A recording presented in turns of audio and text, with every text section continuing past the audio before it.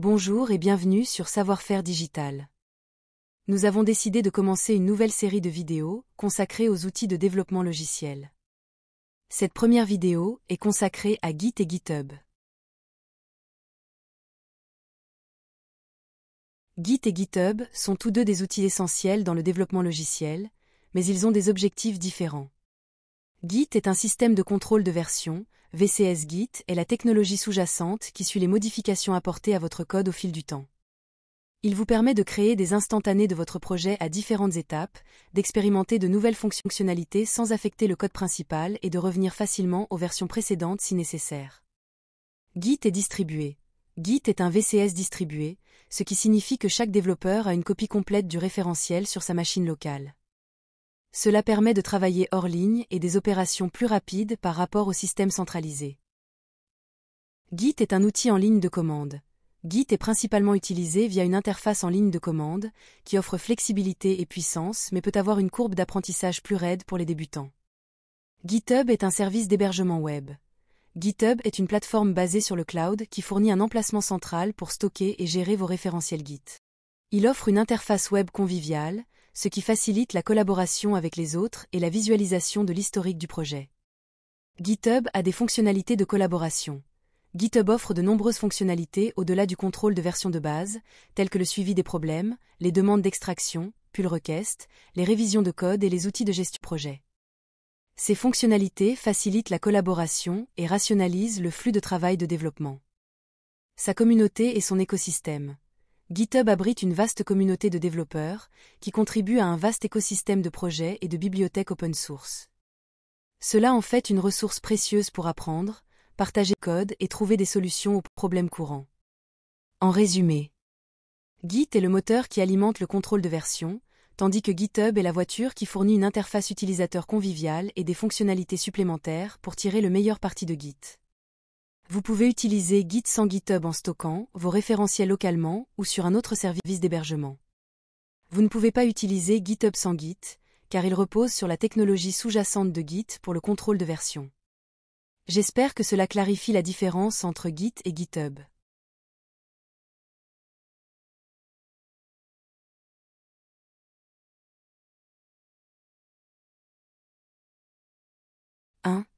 Allez sur le site github.com. 2. Cliquez sur le bouton Sign Up, puis donnez votre email et cliquez sur le bouton Continue. Ensuite créez un mot de passe sûr et cliquez sur Continue.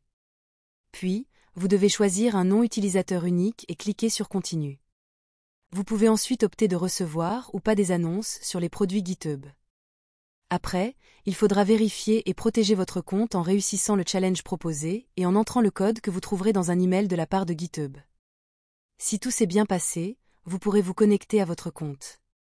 Après, vous pouvez choisir le nombre de personnes dans votre équipe et les outils qui vous intéressent.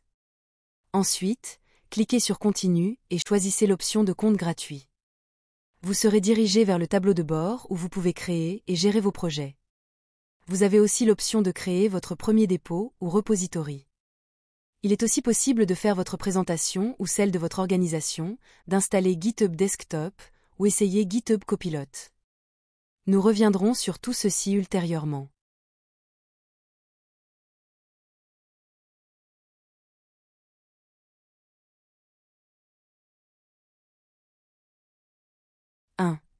La première chose que nous allons faire est de créer un dépôt. Pour cela, donnons un nom à notre dépôt. Ici nous choisissons Hello World comme exemple. 2. Par défaut, choisissez un dépôt privé pour protéger votre travail, sauf si vous voulez le rendre public. 3. Ensuite, vous pouvez cliquer sur le bouton pour créer un nouveau repository. 4. Ensuite, vous pouvez configurer votre dépôt. En configurant Copilot si vous l'utilisez. En invitant les membres de votre équipe de développement. En configurant rapidement votre dépôt via l'application GitHub Desktop, votre navigateur web, ou sur la ligne de commande si vous préférez. Cela étant, vous pouvez ajouter des fichiers à votre dépôt. Un fichier important est le fichier README de votre projet. Cliquez sur le lien README pour créer le fichier.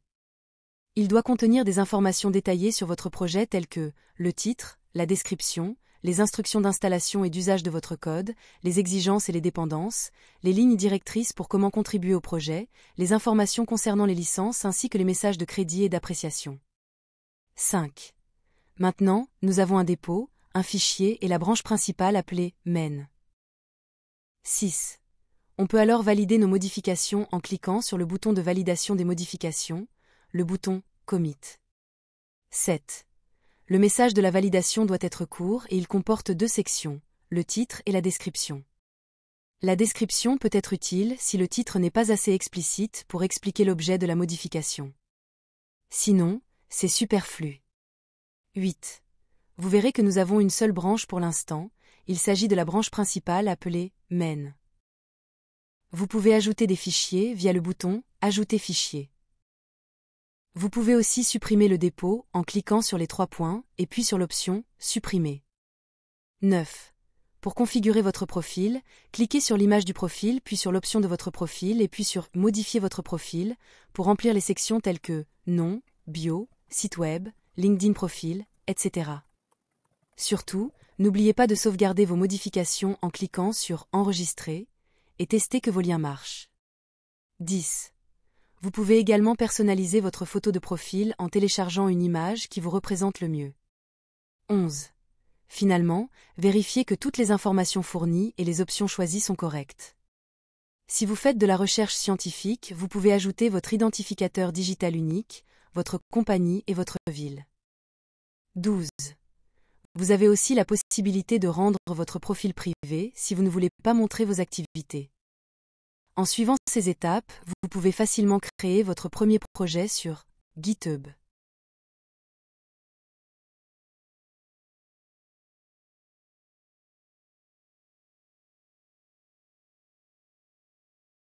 GitHub Desktop est une application avec interface graphique, GUI, qui simplifie l'utilisation de Git et GitHub. Il est conçu pour rendre le contrôle de version plus accessible aux débutants et aux utilisateurs qui préfèrent une interface visuelle à la ligne de commande. Principales caractéristiques et avantages de GitHub Desktop. Interface visuelle. GitHub Desktop offre un moyen convivial d'interagir avec vos référentiels, vous permettant de visualiser les modifications, l'historique des commits et les branches. Flux de travail simplifié. Les opérations Git courantes comme le commit, la création de branches, la fusion et la création de pull requests sont rationalisées et accessibles via des boutons et des menus intuitifs. Intégration avec GitHub. GitHub Desktop s'intègre parfaitement à votre compte GitHub, vous permettant de cloner des référentiels, de pousser des modifications et de collaborer avec d'autres sans effort. Résolution des conflits. GitHub Desktop vous aide à identifier et à résoudre visuellement les conflits de fusion, ce qui facilite la gestion des scénarios complexes. Multiplateforme. GitHub Desktop est disponible pour Windows et macOS, garantissant l'accessibilité à un large éventail d'utilisateurs. En résumé, GitHub Desktop est un outil précieux pour les débutants, les apprenants visuels et les utilisateurs qui souhaitent un flux de travail Git simplifié. Il fournit une interface conviviale qui rend le contrôle de version plus accessible et moins intimidant. Vous pouvez télécharger et installer GitHub Desktop depuis le lien desktop.github.com.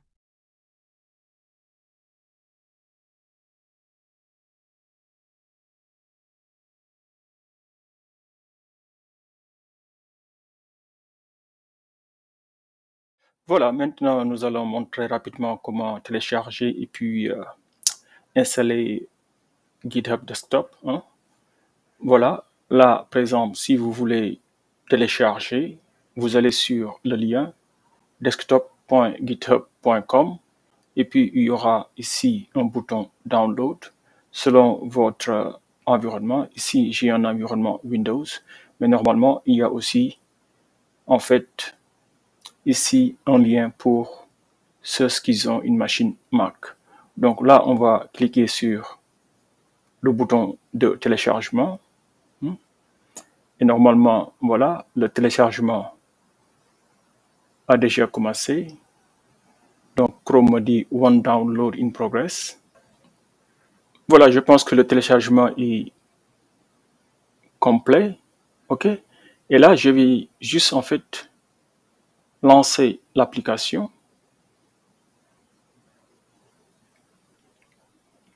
Voilà, comme vous le voyez, l'application est en cours d'installation. Voilà, tout s'est bien passé. Et normalement, si vous êtes connecté à votre compte GitHub depuis votre navigateur, normalement, l'application sera automatiquement lancée à la fin de l'installation. Et voilà, et l'application a même détecté qu'en fait, nous sommes connectés et que nous avions déjà euh, un repo qui s'appelle Hello World. Maintenant, l'application aussi vous donne des suggestions ici, si vous voulez commencer un projet, hein, ou bien si vous voulez cloner en fait un projet qui existe déjà depuis le cloud ou bien sur l'internet, ou bien si vous voulez créer localement un nouveau repo sur votre machine. Ou bien si vous avez déjà un repo existant, vous pouvez aussi en fait l'ajouter à votre environnement sur GitHub Desktop.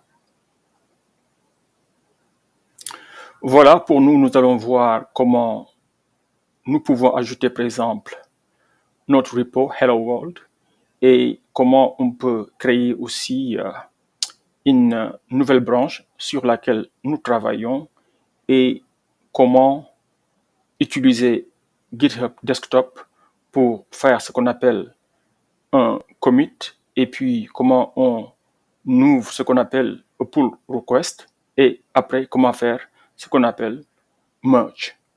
Voilà, nous allons voir en fait tout le process pour vous montrer comment bien utiliser GitHub Desktop ou bien Git si vous préférez. Maintenant que nous avons GitHub Desktop sur notre machine, nous pouvons passer au clonage de notre repo Hello World. Bon, là, vous voyez que nous sommes sur Chrome. Hein. Nous avions créé en fait notre compte GitHub et nous avions déjà créé sur le navigateur web un repo qui s'appelait Hello World. Ce repo-là ne contenait pour l'instant qu'un seul fichier, c'était le fichier README. Maintenant, nous voulons amener ce repo-là dans notre environnement local. Et si vous cliquez sur le nom du repo, ok, savoir-faire digital Hello World, donc GitHub Desktop vous propose de cloner le repo. Donc, on peut cliquer sur clone. Voilà. Et après cela, vous aurez ici en fait le lien de votre repo. Il faut bien vérifier que c'est votre repo. Pour nous, c'est bien ça. Hein? C'est github.com, savoir-faire digital, helloworld.git. Donc, ça, c'est bien le lien de notre repo. Et maintenant, il faut aussi choisir là où vous voulez avoir votre repo sur votre machine locale. Donc, ici, nous avons choisi en fait l'endroit qu'il faut ici. Des fois, il peut vous proposer un endroit qui n'est pas l'endroit que vous souhaitez. Et dans ce cas de figure-là, il faudra cliquer sur le bouton ici pour en fait changer votre répertoire de travail. Voilà. Une fois que nous avons vérifié notre lien pour notre repo et notre environnement de travail ou bien notre répertoire de travail, on peut cliquer sur le bouton clone et le clonage est en train d'être fait. Voilà, notre repo est cloné déjà. Hein, et si tout s'est bien passé, vous verrez qu'il n'y aura aucun changement. Là, vous voyez ici, ça c'est le nom de votre repo, Hello World. Ça, c'est les changements que vous avez fait localement sur le repo depuis que vous l'avez cloné. Et normalement, on n'a aucun changement. C'est zero change file. Ça dit qu'en fait, on n'a pas encore fait de changement ici, ce qui est normal. Et là, c'est la branche principale, main. Hein, vous voyez bien. Donc, nous n'avons pas encore créé de branche, mais après, nous allons créer une branche sur laquelle nous allons travailler. Et bon, ce bouton-là vous permet en fait, si vous travaillez en équipe, de faire ce qu'on appelle un fetch pour récupérer en fait les changements que les autres développeurs ont déjà fait. Pour l'instant, nous n'en sommes pas à cette étape-là. Et ici, vous verrez en fait les changements locaux. Pour l'instant, no local changes, ce qui est normal, on n'a pas encore fait de changement. Et après cela, vous voyez ici que GitHub vous propose des choses que vous pouvez faire. Vous pouvez ouvrir votre repo sur Visual Studio Code parce que vous pouvez aussi incorporer Git ou bien GitHub avec Visual Studio Code. Et là, ou bien vous pouvez aussi voir en fait votre environnement de travail ou bien votre répertoire avec l'explorateur de Windows. Vous pouvez aussi voir en fait votre répertoire sur votre navigateur web.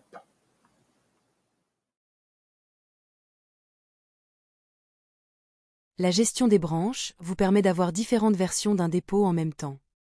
Par défaut, votre dépôt possède une branche appelée main qui est considérée comme la branche principale.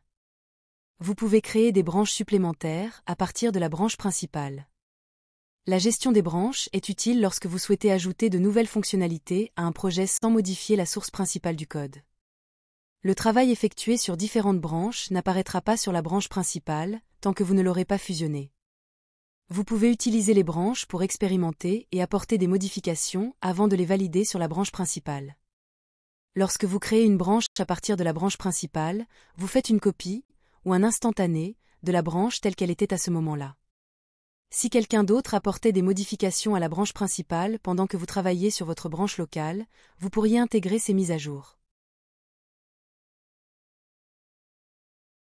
Sur l'image, nous avons un diagramme illustrant une branche principale, une nouvelle branche créée à partir de la branche principale.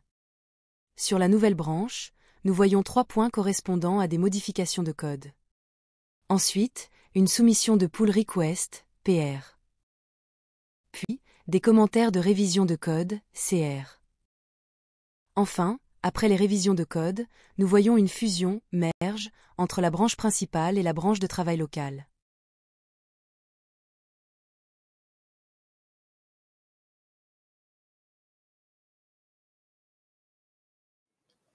Nous avons créé notre projet sur github.com, puis nous avons cloné le projet sur notre machine localement à l'aide de GitHub Desktop. Maintenant, nous allons créer une branche locale à partir de la branche principale pour ajouter du code sans altérer à présent la branche principale. Voilà, pour cela, il faut aller sur GitHub Desktop. Et pour l'instant, il faut regarder, nous sommes sur la branche principale appelée main. Donc, si vous cliquez sur le bouton, vous voyez que en fait, il y a une option ici pour créer une nouvelle branche. Et vous voyez très bien ici, nous sommes sur la branche principale. Donc, je vais cliquer sur New Branch et automatiquement, GitHub Desktop vous demande quel nom voulez-vous donner à cette nouvelle branche. Donc là, je vais donner un nom. Donc, regardez très bien, le nom est important quand vous travaillez en équipe. Là, j'ai donné un nom SFD pour dire qu'en fait, c'est le développeur savoir-faire digital qui travaille sur cette branche-là, parce que cette branche-là, maintenant, sera visible après aux membres de l'équipe. Donc, je pense que c'est une bonne habitude de mettre au moins, en fait, quelque chose qui indique quelle est la personne ou bien l'équipe qui travaille sur cette branche-là. Donc là aussi, j'ai donné un nom qui s'appelle Future pour dire qu'en fait, c'est une nouvelle composante qui va entrer dans le code. Par exemple, si vous corrigez en fait une erreur, il faudra en fait donner un nom qui illustre cela aussi. Et là, par exemple aussi, en général, quand vous travaillez en équipe, les bugs ont des identifiants. Donc ici, par exemple, puisque c'est un feature que je suis en train de faire, donc c'est une nouvelle composante qui va entrer dans le code. Là, dans notre cas, bon, c'est pas important, mais j'ai juste donné démo 1. Dans votre cas, vous pouvez mettre, par exemple, l'identifiant du bug ou bien de la nouvelle composante qui doit entrer dans le projet. Voilà. Une fois que vous avez donné le nom, maintenant, vous cliquez sur Create Branch pour créer, en fait, la branche.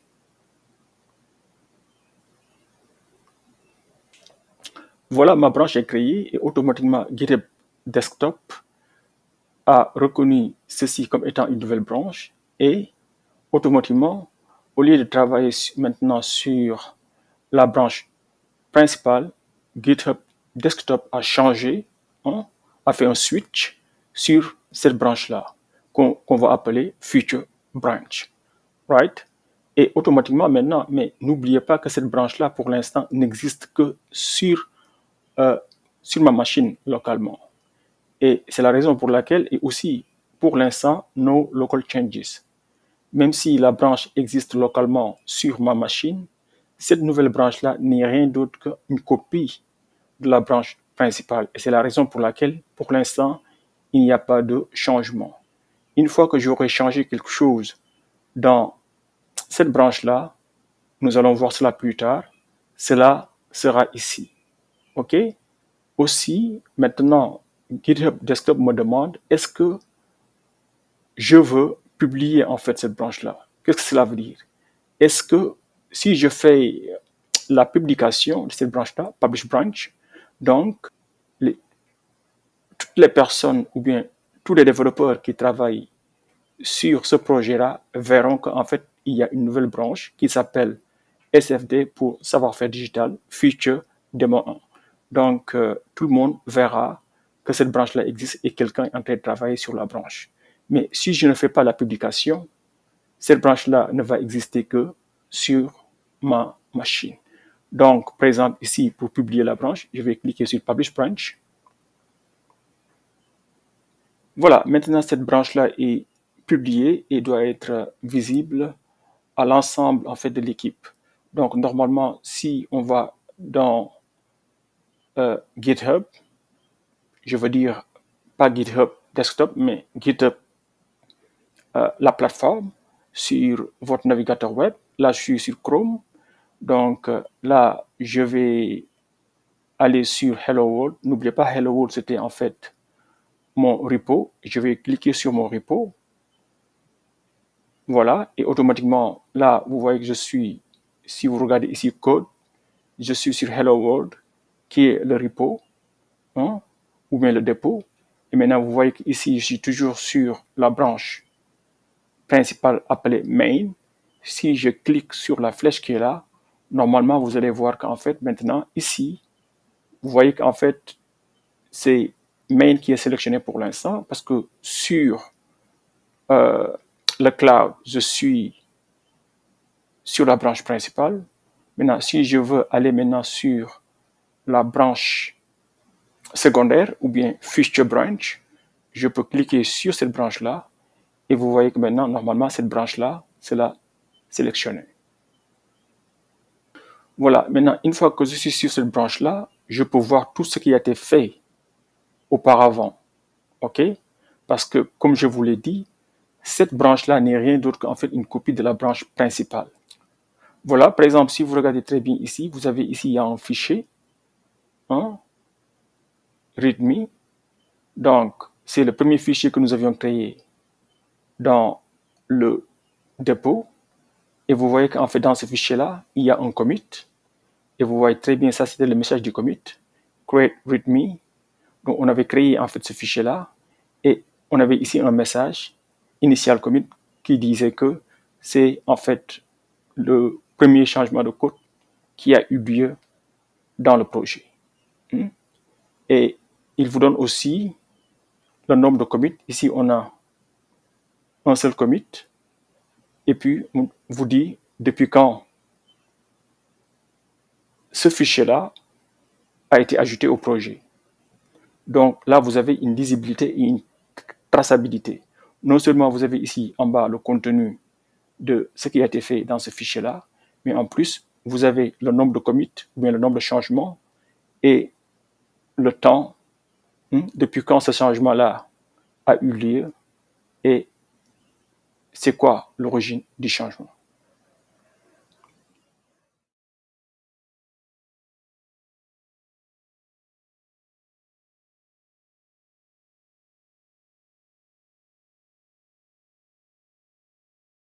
Nous pouvons maintenant ajouter du code ou apporter et enregistrer des modifications aux fichiers du projet. Sur GitHub, les modifications enregistrées sont appelées des commits.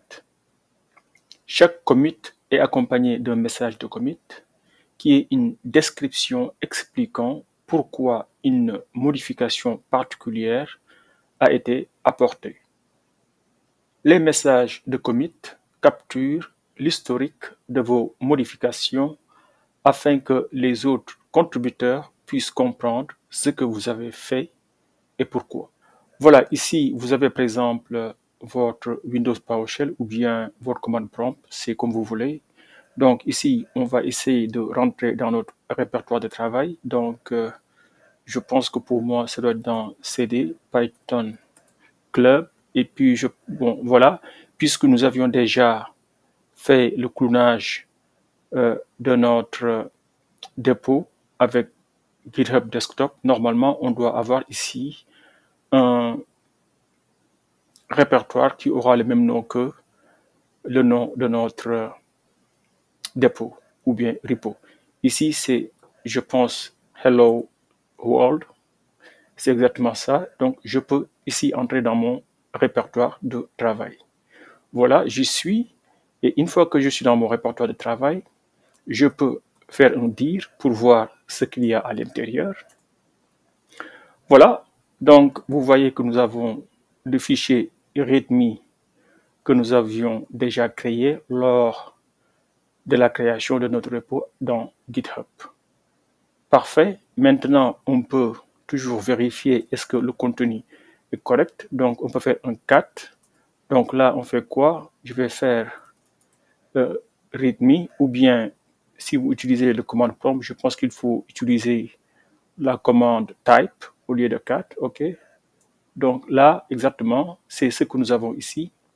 Donc, vous voyez très bien que nous avons les informations que nous avions mises là-bas pour expliquer qu'est-ce qui doit être dans votre fichier README. Donc, nous avions dit que il faut d'abord le titre du projet. Ici, pour nous, c'est Hello World. Il faut aussi la description du projet, les instructions pour l'installation du projet, les instructions pour l'usage, et puis les informations concernant les exigences et puis les dépendances, aussi les lignes directrices et les contributions, c'est-à-dire que vous expliquez aux autres membres de l'équipe comment contribuer au projet, les informations de licence, et puis si vous voulez remercier ou bien apprécier des contributeurs particuliers, vous pouvez aussi mettre cela dans le README. Voilà, donc grosso modo, qu'est-ce que vous pouvez mettre dans votre README file. Voilà, maintenant on peut effacer notre écran, on fait un CLS, voilà, et maintenant on peut ajouter du code. Voilà, notre premier fichier code que nous allons ajouter, c'est juste en fait un fichier Python pour réviser la notion d'argument par défaut d'une fonction. Donc ici, qu'est-ce que je vais faire? Donc vous pouvez utiliser n'importe quel éditeur que vous voulez, mais ici pour aller vite, puisque c'est un petit projet, je vais juste utiliser Notepad++. Donc vous pouvez faire Start. Donc ça c'est pour lancer en fait le programme Notepad++.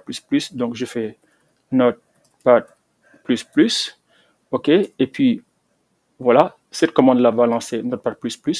Maintenant, il serait aussi bien de commencer avec le nom d'un fichier. Donc là, nous allons appeler notre fichier hello.py pour Python. Donc c'est un fichier Python.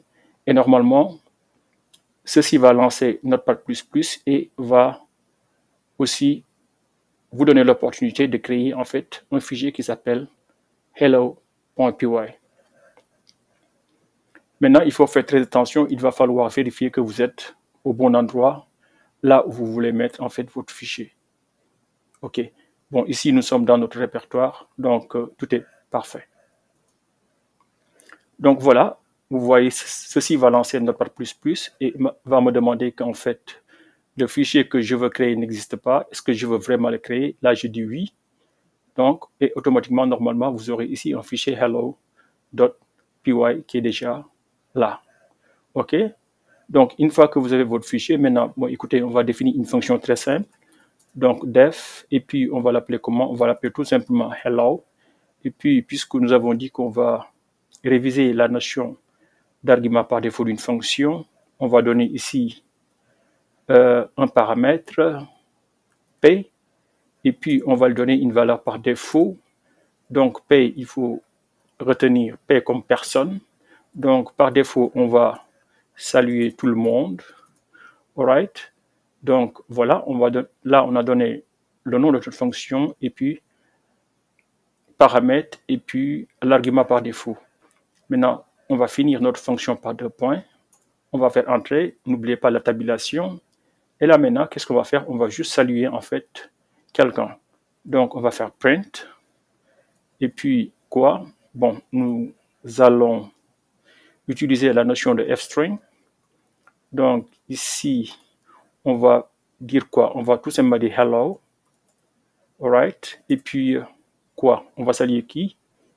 C'est une personne passée en argument. Voilà. Ici, on va dire P. Par défaut, c'est tout le monde, mais si on change la valeur de P, donc on va saluer la personne indiquée. Et maintenant, qu'est-ce que je vais faire? Donc, pour tester tout ceci, je vais juste, en fait, faire 2 appels de fonction. Donc, ici, je vais faire ceci. Donc, en premier, pour le premier appel, ici, l'argument sera Alice. Donc, je vais passer Alice en argument. Et pour le deuxième appel, je vais juste ne rien passer. Donc, ce sera l'argument par défaut. Très bien. Donc, une fois que j'ai ceci, je vais faire CTRL-S pour sauvegarder le tout. Et puis, je pense que maintenant, je peux tester mon programme pour voir si tout marche. Donc, je vais aller sur mon terminal et qu'est-ce que je vais faire? Je vais juste faire Python et je vais donner le nom de mon fichier Python. Donc, voilà le fichier que je veux exécuter. Donc, je vais Python et puis hello.py. Donc, entrée et puis voilà le résultat. Donc, pour appel 1, vous voyez bien que l'argument, c'était quoi? C'était Alice. Donc, vous voyez, qu'est-ce qu'on a comme résultat? C'est hello Alice. Et pour l'appel numéro 2, où on a utilisé en fait l'argument par défaut, la fonction nous renvoie hello tout le monde. Donc ici, on a écrit notre programme dans notre répertoire de travail, qui est aussi en même temps notre repo. Donc, et on a testé notre fonction, donc tout marche. Voilà, maintenant si je change en fait mon écran et si je regarde par exemple maintenant dans GitHub Desktop, qu'est-ce qui va se passer? Donc, regardez ici, GitHub Desktop a automatiquement détecté que nous avons ajouté ici un fichier qui s'appelle hello.py. Alright? Et automatiquement, GitHub Desktop nous montre aussi ce qui a été changé dans ce fichier-là. Non seulement il y a un fichier qui est ajouté, mais il y a aussi du contenu dans ce fichier-là. OK? Donc maintenant, là, on peut faire ce qu'on appelle un commit. OK? Donc là, je vais venir ici. Bon, par défaut, vous voyez même qu'en fait, GitHub Desktop a créé déjà ici le titre de mon commit, donc create hello py. Je pense que ça c'est bon. Et puisque ce titre-là est assez explicite, peut-être ça suffit largement parce que ça veut tout dire. C'est le moment de création en fait de ce fichier-là. Peut-être j'ai même pas besoin d'ajouter ici une description. Donc je peux laisser cette description-là vide puisque le titre est assez explicite. Donc là, je peux cliquer sur commit. Maintenant, attention, il faut bien vérifier est-ce que vous voulez faire le commit là dans la branche qu'il faut. Regardez notre branche. N'oubliez pas que nous avions déjà maintenant 2 branches. Il y a la branche principale qui s'appelle ou bien qui est appelée main et il y a ici une branche expérimentale qui s'appelle future. Parce que avant de faire un merge ou bien avant de mettre tout ce travail expérimental là sur la branche principale, il y a des étapes à suivre en équipe. Donc, tu écris d'abord ton code, tu envoies ce qu'on appelle un pull request. pour que les autres membres de l'équipe puissent regarder ce que tu as déjà fait. Maintenant, s'il y a des choses à changer, les gens vont faire des messages ou bien des commentaires sur votre code pour l'améliorer s'il le faut. C'est ce qu'on appelle en fait une révision de code ou bien CR, Code Review. OK? Et une fois que toutes ces étapes-là sont validées, maintenant, votre pull request sera accepté et maintenant, le contenu de la branche expérimentale peut être mis en définitif sur la branche principale et c'est ce qu'on appelle merge. Ainsi maintenant, la branche principale et la branche secondaire seront identiques. Très bien, mais pour nous, pour l'instant, donc il faut bien vérifier que vous êtes en train de faire votre commit sur la branche expérimentale. Pour nous, c'est le cas. On est sur la branche démo 1, on n'est pas sur la branche main.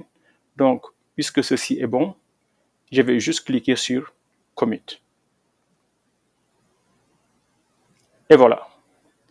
Et vous voyez qu'une fois que j'ai fait mon commit, vous voyez qu'ici maintenant, il n'y a plus de nouveaux changements parce que les changements, je ne vais pas dire validés, mais sont enregistrés sur la branche expérimentale. Très bien. Voilà, nous avons enregistré nos changements sur la branche expérimentale locale qui s'appelle Future Demo 1. Maintenant, il faudra aussi envoyer ces changements-là sur la branche distante. N'oubliez pas que maintenant, nous avions aussi une branche distante qui existe sur GitHub. Nous avions vu ça. Maintenant, cette branche-là aussi distante, qui est différente de la branche locale que j'ai sur ma machine, cette branche-là doit aussi contenir cet enregistrement-là. OK? Donc, il faut communiquer ces changements-là à cette branche-là. Et pour cela, il faut faire ce qu'on appelle push to origin. OK?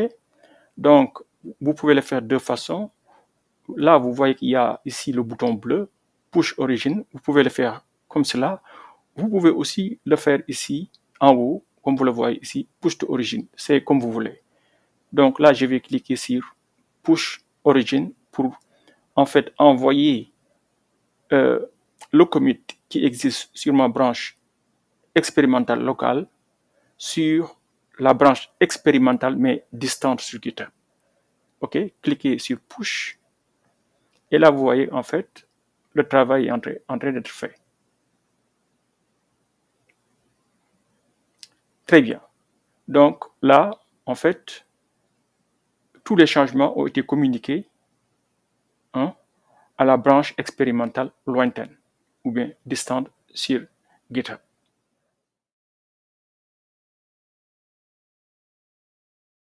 Maintenant que nous avons les modifications dans notre branche dérivée, nous pouvons ouvrir une pull request. Les pull requests sont au cœur de la collaboration sur GitHub.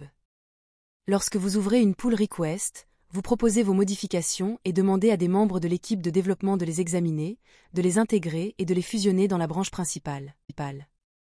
Les pull requests montrent les différences entre les deux branches.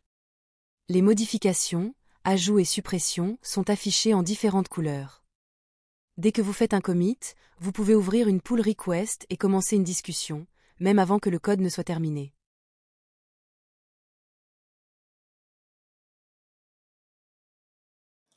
Voilà, nous avons envoyé en fait toutes les modifications sur la branche expérimentale distante.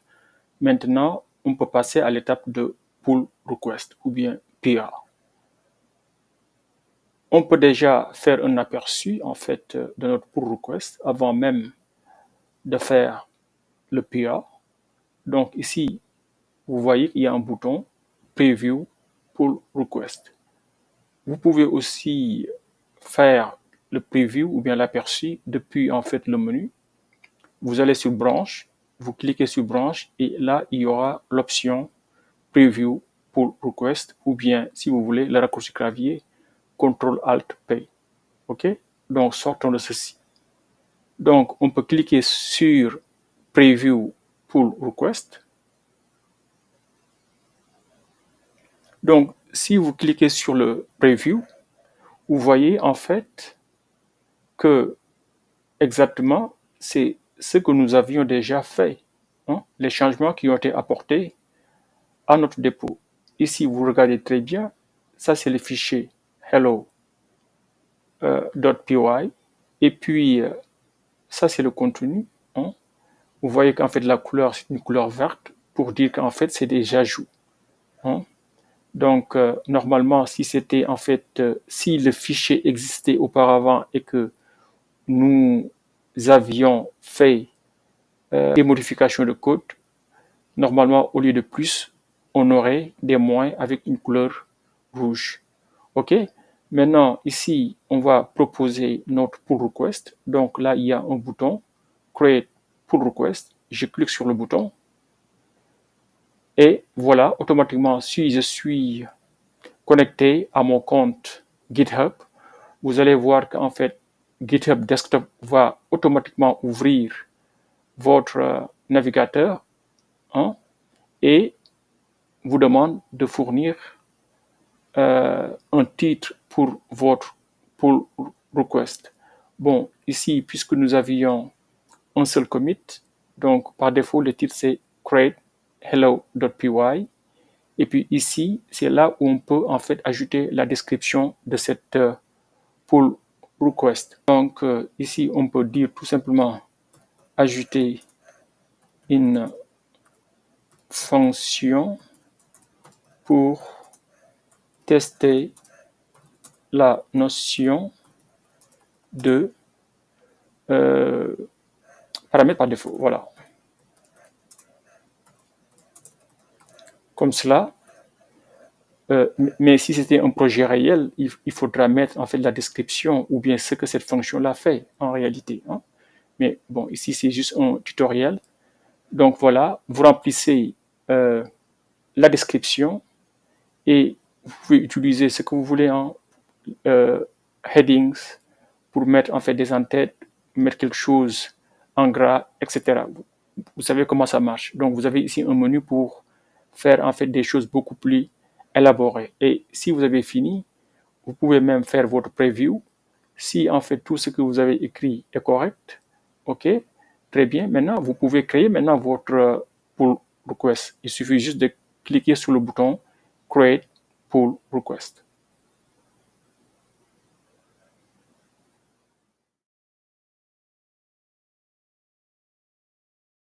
Lorsque vous collaborez avec d'autres développeurs, c'est le moment de demander leur avis.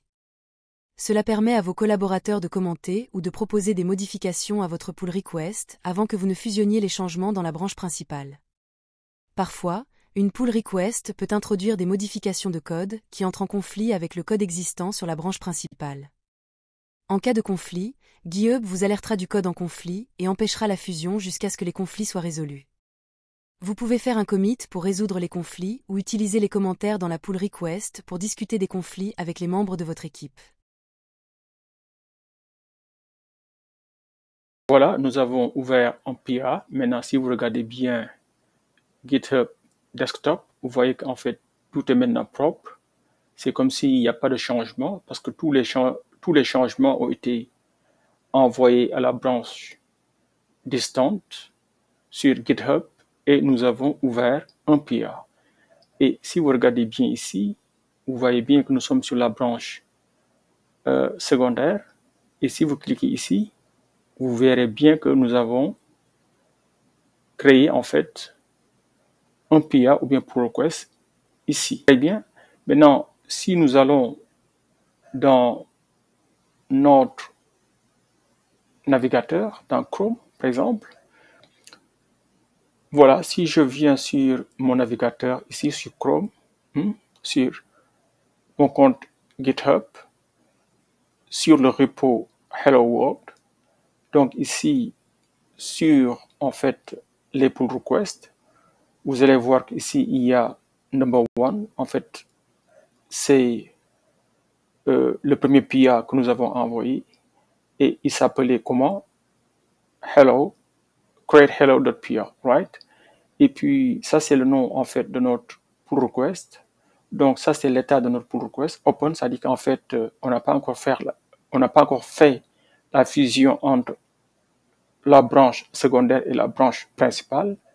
Donc maintenant, vous voyez que ici, la branche principale, c'est main, comme vous le voyez ici, et la branche secondaire, c'est bien la branche locale que nous avions créée, mais que nous avons aussi envoyée en fait sur github.com. Très bien. Donc, ce que GitHub va faire, GitHub va comparer la branche principale main à la branche secondaire sur laquelle nous avons travaillé et sur laquelle nous avons apporté des modifications. Et cette branche-là, c'est la branche future. OK? Donc, cette comparaison-là va permettre à GitHub de comprendre qu'est-ce qui a changé.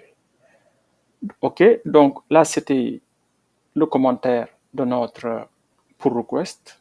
OK? Donc, là-bas, il n'y a rien de spécial. Ici, si vous travaillez en équipe, avant que la fusion ne puisse se faire, vous pouvez définir en fait des règles. Des règles d'intégration ou tout ce que vous voulez. Bon, tout dépend de votre environnement ou bien de votre compagnie. Comment vous allez faire en fait les fusions entre les branches secondaires et puis la branche principale. Donc, et vous avez là-bas un bouton qui vous permet, par exemple, de faire la fusion ou pas.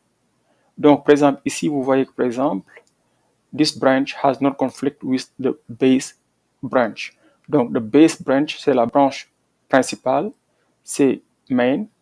Et ici, par exemple, GitHub nous dit que la fusion ou bien merge peut se faire parce qu'il n'y a pas de conflit entre la branche principale et la branche secondaire.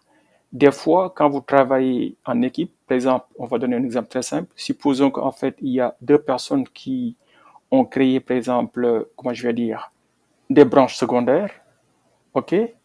Et imaginons que ces deux personnes-là travaillent en même temps sur le même fichier, parce que chaque personne a une copie du fichier sur sa machine. À la fin, imaginons qu'en fait, la première personne finisse de travailler et envoie, par exemple, une pull request qui a été acceptée, et cette pull request-là a été fusionnée avec la branche principale. Si la deuxième personne n'est pas au courant de ce fait-là, et que cette deuxième personne-là aussi a changé le même fichier, lorsque cette personne-là va envoyer en fait son PR, il peut y avoir un conflit. C'est-à-dire qu'en fait, GitHub va dire que, écoute, je ne comprends pas ce que vous voulez faire. Développeur 1 me dit d'accepter ceci, alors que développeur 2 me donne quelque chose qui est différent. Et dans ce cas de figure-là, il faudra utiliser par exemple le PIA pour discuter et résoudre en fait le conflit entre la branche secondaire et la branche principale. Mais ici, puisque c'est un tutoriel et que c'est seulement une personne qui a travaillé sur cette partie du code-là, vous voyez qu'en fait, donc, il n'y a pas de conflit, donc la fusion est possible. Maintenant, ici, il y a une partie où les membres de l'équipe peuvent regarder, par exemple, la pull request et puis demander que le code soit changé. Bon, je vais donner un cas très simple. Imaginons que, par exemple, quelqu'un a ajouté une fonctionnalité, mais il n'a pas fait attention et même s'il a testé localement son code marchait. Si, par exemple, un autre développeur regarde le PIA et détecte, par exemple, un bug, il peut en fait envoyer ici un commentaire pour dire à l'autre que, attention, dans votre code, il y a ce qu'on appelle edge cases. En fait, c'est des cas limites où le code ne marcherait pas. Ou bien si un autre développeur détecte en fait un défaut de sécurité, par exemple, là aussi, c'est le moment de commenter ici pour le faire savoir aux membres de l'équipe. Voilà, donc cette partie-là est dédiée aux commentaires et aux suggestions. Voilà, une fois que, par exemple, que tout est correct, bon, dans notre cas, on va supposer que tout est correct. Maintenant aussi, je pense que vous pouvez aussi ici, vous pouvez voir les ajouts et les suppressions. Là, vous allez voir qu'il y a plus 7. C'est 7 ajouts, moins 0. C'est-à-dire qu'il n'y a rien qui a été enlevé. Par contre, il y avait qu'en fait des lignes qui ont été ajoutées. Donc, les fichiers qui ont changé, vous pouvez les voir ici. Si vous cliquez sur File Change, OK? Donc, là, c'est ce qui a changé. On le voit très bien. Hein? Donc, là, je vais retourner sur ici. Et là, par exemple, je peux, bon, si tout est bon, vous cliquez sur Merge Pull Request. Vous confirmez. Et très bien. Voilà. Et là, normalement, cette pull request là a été ajoutée à la branche principale. Et une fois que c'est ajouté, si vous regardez ici, hein, vous allez voir Merge. Avant, c'était Open, c'est-à-dire qu'en fait, le PIA était ouvert. Maintenant, la fusion est faite. Donc, l'état a changé. Maintenant, vous voyez que ici, on a toujours notre branche secondaire qui est, bon, la branche secondaire lointaine qui existe sur github.com. Cette branche-là est toujours là. Mais en réalité, on n'a plus besoin de cette branche-là. Parce que cette branche-là, c'était une branche intermédiaire pour préserver la branche principale. Mais maintenant que nous avons fusionné la branche principale avec la branche secondaire, cette branche-là peut être inutile. Donc, vous pouvez la supprimer. Voilà, et donc ici, si vous regardez très bien, notre pull request a été fusionné avec la branche principale. Mais ce qui est intéressant avec GitHub, GitHub vous donne l'historique de tout ce qui s'est passé. Donc GitHub vous dit que il y a fusion entre la branche SFD Future Demo 1 et la branche principale. GitHub vous dit quand est-ce que cela a été fait, il y a 2 minutes auparavant. OK? Et GitHub vous dit aussi, en fait, le commit ou bien le changement qui a eu lieu, qui est là. GitHub vous dit aussi qui a fait le merge, la personne qui a fait le merge va apparaître ici. Donc, voilà. Donc, tout le monde saura dans l'équipe qui a fait ceci. Maintenant, si jamais il y a un problème, entre-temps, on découvre qu'il y a un problème, on peut toujours revenir en arrière ici. OK? On fait un revert. Et pour cela, il faut créer en fait une nouvelle pull request pour en fait défaire les changements qui ont été faits. Très bien. On peut aussi restaurer la branche qui a été enlevée. Si on veut garder la branche, on clique sur ce bouton-là pour faire une restauration. Donc, vous voyez qu'en fait, GitHub vous permet de gérer votre projet. Donc, rien ne se perd. Donc, on peut savoir à chaque instant qui a fait quoi et quand. OK? Donc, vous voyez qu'en fait, il est impossible de faire du développement logiciel moderne avec des applications importantes sans pour autant utiliser GitHub ou bien une autre plateforme de gestion de révision de code.